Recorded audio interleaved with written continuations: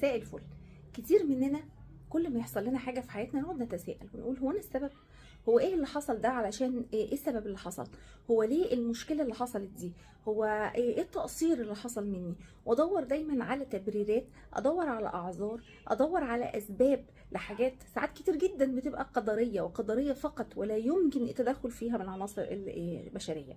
فاحنا مهم يا جماعه جدا ان احنا مش كل حاجه تحصل لنا نقعد ندور على ليه حصلت، والغلطه عندي ولا عند مين، ونركز في التفاصيل قوي، خصوصا لو حاجات حياتيه عاديه، مشاكل، خلافات، حاجات عاديه. يعني مثلا ما هوش مفاعل نووي انا شغاله فيه وفي غلطه حصلت في الشغل، في ديفكت حصل في حاجه معينه. احنا بنتكلم على الديلي لايف، الحياه اليوميه اللي احنا عايشينها، العلاقات اللي بنتعرض ليها، الناس اللي بنتكلم وبنتعامل معاهم.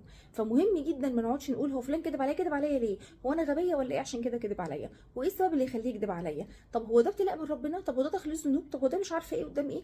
يا جماعه خلي الحياه ابسط من كده شويتين 3 10.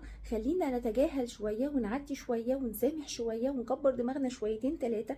دايما نبقى واثقين وعارفين ان دايما في حاجات قدريه، قضاء وقدر. وبدايه الاختيار بتاعنا هو، وبدايه الايمان بتاعنا هو الايمان بالقضاء والقدر، خيره وشره. ده بدايه، ده يعني دي مبادئ الايمان خالص. الايمان ان تؤمن بالله وملائكته وكتبه ورسله واليوم الاخر والقدر خيره وشره. فاحنا نؤمن بالقدر وما نقعدش نتساءل اشمعنى انا يا رب اللي بيحصل، اشمعنى انا اللي بيجرالي، هو اشمعنى هو كل الناس حلوه وانا لا ليه، هو كل الناس حياتها ماشيه كويس وانا لا ليه. التعميم ده الحقيقه من ضمن الافكار المعرفيه الخطيره جدا والغلط جدا، لان مفيش حد حياته كلها ماشيه حلو، ومفيش حد كل حاجه عنده مظبوطه. واللي بيرفع النهارده صوره وهو بيضحك هو قبلها بيعيط وبعدها بيعيط، هو عنده مشاكل تانية كتير، بس هو مش عايز يوريك مشاكله، مش عايز يوريك الا الحاجات البسيطه الظريفه الكويسه الناجحه في حياته. مش لازم يعرض لك كل مشاكله وكل مقاسيه، لان ما حدش ابدا خارج من او عايش في الدنيا دي وهو ما عندوش مشاكل. لان دايما الابتلاء موجود في الدنيا، لان هي اصلا دار ابتلاء ودار امتحان، وهو دي طبيعتها. فبلاش نتساءل كتير،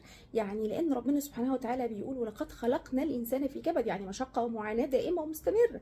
فبلاش الاسئله بتاعتي اشمعنى انا اللي كده واشمعنى حياتي انا اللي كده، لان مش انت، كلنا كده. فيا ريت نقبل ونعدي ونسامح ونتساهل ونرضى. دمتم بصحه وسعاده.